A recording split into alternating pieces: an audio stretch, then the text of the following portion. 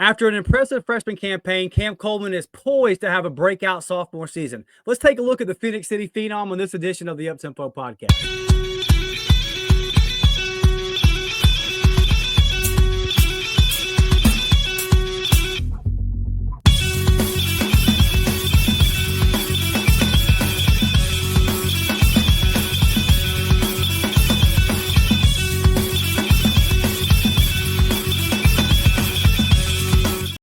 Let's go. What's up, Auburn family? What is up, Uptempo gang? I'm your host, Dustin Smith. Today, we kick off our Player Spotlight series, taking a look at Auburn's sophomore wide receiver, Cam Coleman, who I think is one of the most important recruits of the Hugh Freeze tenure. Auburn has not been able to get guys out of their backyard in a long time, especially the Phoenix City Red Devils. Auburn just kept striking out, couldn't get them. You had a five-star wide receiver that Auburn was high on since his sophomore season at Phoenix City, right down the road, but he commits to Texas A&M and Jimbo Fisher. Lucky for Auburn, Jimbo Fisher gets fired, and Hugh Freeze, being the relentless recruiter that he is, was always on Cam Coleman's case, never gave up. He ultimately commits to Auburn, enrolls at Auburn early, and from day one, from the first day that he stepped on the field, onto that practice field, you heard about him getting reps with the ones. You heard about his playmaking ability, his ability to pick up the offense, his football IQ. This kid really is the whole package. He can catch the short route. He can run the intermediate route. We've all seen his playmaking ability on the deep ball. And as the season went on, we even watched him start to get his nose in there and do a little bit of blocking. I call him the most important recruit of Hugh Freeze's tenure, or one of anyway, for that simple reason of him being so close to home. We called it the Phoenix City curse, right, Auburn fans? Just could not pull these guys. And if we did get somebody from close, we weren't developing them. It was very important for Auburn. It was very important for Hugh Freeze, who has a history of recruiting and developing big-time wide receivers and turning them into productive NFL players, that this guy had to hit. You couldn't miss on Cam Coleman, the highest rated wide receiver that Auburn has had in a very long time. And right out the gate, he had a very impressive freshman campaign. A little slow. We saw him hurt his shoulder in that Cal game. But as the season went on, especially in the second half, he really started to find his footing, finishing his freshman season with 37 receptions, 598 yards, 8 touchdowns, and 16.2 yards per catch. And there's a couple of reasons why this is so impressive. One, he's a true freshman. He was out there playing at 18, 19 years old and making plays in the SEC. And this coaching staff, early, you saw it very early. You saw it week 2 versus Cal. They were dependent on Cam Coleman, maybe a little too much so. And you had a guy in Keonjay Lambert-Smith who really stepped up, came up just a few yards short of cracking that 1,000-yard mark. So that allowed Cam Coleman to kind of, as the season went on, to be that number 2 option. And while defenses really kind of had to focus on KLS, it freed up Cam. Once he kind of recovered from that shoulder injury that he suffered versus Cal, you really saw him come on and become the Cam Coleman that we all expected him to be, as he learned the route trees, as he learned the playbook, and really got comfortable playing an SEC football. I think you saw the full package. 8 touchdowns as a true freshman.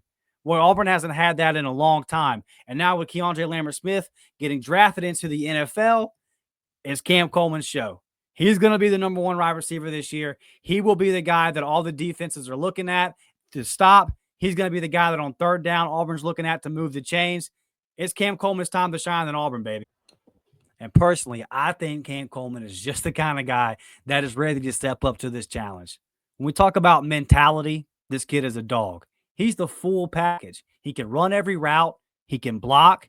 And that's something, too, that I don't want to let go unnoticed. He took a lot of heat for not getting in there in that Kentucky game and making a block for his running back. From that moment on, that was about the halfway mark in the season, you really saw him commit himself to blocking, to being a physical presence in the run game. And I thought he improved drastically in that part of his game in the second half of the season. I think when we look back at Cam Coleman's freshman season and put a grade on it, I give it a B+ to an A-. This is a true freshman coming into the SEC, high expectations. From the moment he stepped on the field in spring ball, before he ever even played it down, he was an early enrollee. We were hearing about Cam Coleman getting number 1 reps, about him being that guy, and he did not disappoint. And we saw the Malcolm Simmons, the Bryce Canes, and the Perry Thompsons, Auburn's most highly rated wide receiver class ever, coming out of high school. And it took all those guys a little bit. You're just now hearing Perry kind of find his way. You still haven't seen Bryce Kane. We saw Malcolm Simmons be able to do some things as the season went on, but he just wasn't quite Cam Coleman, right? That's because Cam Coleman is a top 20 overall recruit. He's one of the top ranked recruits in that class for a reason. This is what an NFL number one looks like. Body type, IQ, mindset. He's got the full package. And I think he put it all on display in his freshman season, despite the turmoil at quarterback. I mean, we know that Peyton Thorne got benched after week 2. You had Hank Brown. Then you went back to Peyton Thorne. And Peyton Thorne, he just wasn't that great. You also had an offense that was Jarquez Hunter heavy. The offense kind of went as Jarquez Hunter went, right? I think this year, when we project forward into what Auburn's going to be their sophomore season or in Cam Coleman's sophomore season, he's going to be the number one. He's going to be the main guy that Auburn's looking to on third down. But I do think that there's going to be some things that'll be able to help him. I actually think this Auburn wide receiver room, even though Keandre Lambert-Smith was great last year, is going to be deeper and more experienced. First off, all those guys that I mentioned, Perry Thompson, Malcolm Simmons, Bryce Kane, they're going to be a year older. You also have the emergence of Sam Turner, who really turned heads this year in spring camp. I think Sam Turner is going to come in early as a freshman this year and be productive. Maybe a 400-yard season, 4 or 5 touchdowns. He's going to be a weapon. Auburn's going to have he's going to be a weapon that the defenses have to look at. And then Eric Singleton, the number 2 overall ranked player in the transfer portal, the number 1 wide receiver in the transfer portal, and Auburn goes out and snags Eric Singleton, a guy that can play some inside, a guy that can play some outside. That only helps Cam. Hugh Freeze and company can move him around. They can do different things with Cam. And that's one thing I'm really interested in seeing is when you look at last year, I think Cam Coleman got better. Look at that A&M game, that Louisiana Monroe game, that second half of the season. He got better when he was being used in a multitude of ways. The short routes, the intermediate, and then opening up that deep ball. Early, it just seemed like Peyton Thorne was, hey, if I got man press coverage over here, if it's a one-on-one, to hell with it, I'm going deep to Cam Coleman. And defenses picked up on that pretty quickly and shut it down.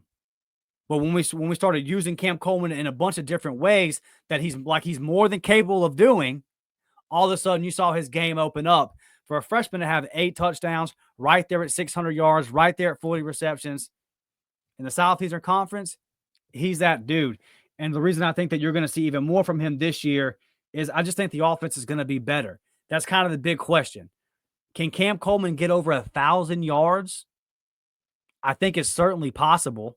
He had 37 receptions, averaging 16 reception last year, right? So, and that's with missing some time. That's with him being a freshman, being banged up early in the season. If we get that version of Cam Coleman that we got in the second half, I think he could easily get around. I mean, if he finished with 37 receptions, is it crazy to say he gets 23 more and gets to 60? And then if he's at 60 receptions and around 16 yards per reception, he's going to be knocking on that door of 1,000-yard season. So the question really is can Hugh Freeze and Jackson Arnold get on the same page? I think Cam Coleman's going to ball regardless. There are certain wide receivers. Mike Evans comes to mind, who we think of. Mike Evans has had 11 straight 1,000-yard seasons in the NFL. It just got good for Mike Evans as far as quarterback goes. Tom Brady and Baker Mayfield was the second half of his career. That first half, he had Mike Glennon, Jameis Winston. It was sketchy. But Mike Evans is the kind of receiver that can make any play. He can run any route, and no matter the quarterback, he's going to make the plays. That's who I think Cam Coleman is. I think the floor for Cam Coleman, and I'm not comparing his game directly to Mike Evans. They're a little bit different. But I'm saying as far as just elite, he's going to get his. He's going to eat regardless. I think Cam Coleman is that kind of guy. I think the floor for Cam Coleman this year, this is injury not included, is somewhere around 650, 700 yards, 8, 9 touchdowns again. And that's if the quarterback situation at Auburn doesn't work out. That's if the offense is a mess. So I'm saying that even if Auburn's offense is a complete and total mess, Cam Coleman's still going to be in that neighborhood of 700 yards and double-digit touchdowns because he's just that dude. But I don't see how Auburn's offense could be a complete mess. It might be average. I'm not saying it's going to be great. It has the potential to be great. But with guys like Malcolm Simmons taking that next step, with Perry Thompson coming on strong, with Sam Turner and then the addition of a guy like Eric Singleton. Horatio Fields out there to take some relief off of him. Another big body on the outside. I think Cam Coleman's going to have every opportunity to eat this year, and I think he's going to make the most of those opportunities. And if Eric Singleton can go off, then Cam Coleman's going to go off too, man. You can guarantee that. So here's the question I want to ask you today. Please leave your comments below. Tag me on social media. Let me know if you think I'm crazy or if you think I'm underselling. Over under 850 yards, 10.5 touchdowns for Cam Coleman. I'm pounding the over on both. You know what I said when Auburn got this guy? I went and watched him play multiple times at Phoenix City. He's the first recruit I've ever called a 6-star.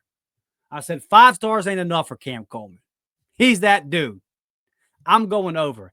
I think that Eric Singleton is going to be a big piece of this offense. I think he's going to help. It's the versatility of Eric Singleton.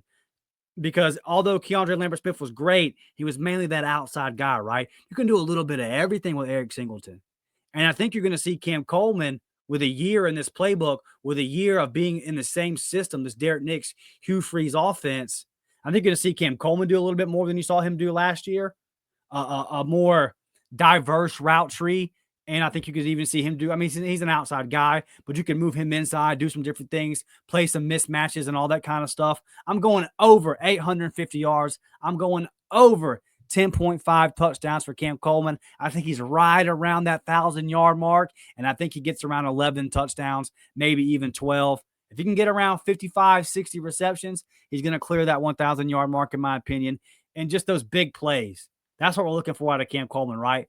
Clutch, big-time plays. It's going to be up to him and Eric Singleton to move the chains on 3rd and 6. Everything to Cam Coleman ain't got to be a deep ball, man. If it's 3rd and 6, 3rd and 7, have him run 8 or 9 yards, get it to him because he's clutch, he's dynamic, he can run every route, he can make every play.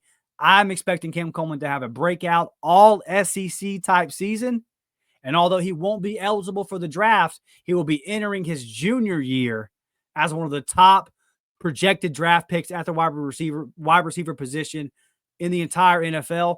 And I believe that if he has that type year, that he will be the first wide receiver Auburn has had picked in the first round in ages. in ages, right? It's been a long, long time since Auburn's been able to put together that kind of dynamic passing attack. So for me, the questions about Cam Coleman's production this year, I mean, health notwithstanding, are really about the quarterback and the head coach. Can they get the ball to him? If Jackson Arnold and or Deuce Knight, whoever it ends up being, we know Jackson's going to start versus Baylor. If he can keep that job all season, great. That means he's playing well, and Cam Coleman will eat. If they have to go to Deuce, like I said before, doesn't really matter to me. I think Cam Coleman is so good that there's a certain floor, but if he's going to reach his ceiling, it's kind of up to the signal caller. If Auburn has a good year, if the quarterback and the head coach are on the same page, then Cam Coleman's going to make a lot of noise and put himself in position to make a lot of money in the NFL. Please hit that thumbs up button, man. Sub to the channel if you have not already. Share this out on social media. You can follow me at DMcShad28. Follow Blake at the Uptempo Podcast on X. Thank you all for watching. I'll see you on the next one. I'm out.